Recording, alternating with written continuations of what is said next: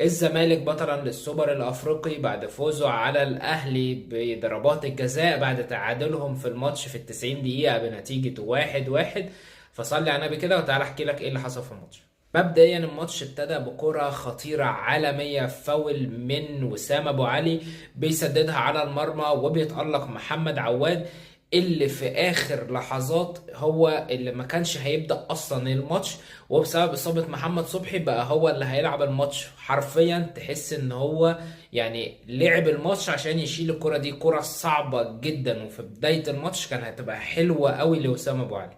بعد كده بيتحسب للأهلي كورة ضربة جزاء مستحقة بتدخل حمزة مسلوسي على أكرم توفيق، اللي دخل بعد ما أكرم شاط الكورة ودخل على رجليه، داس على رجليه.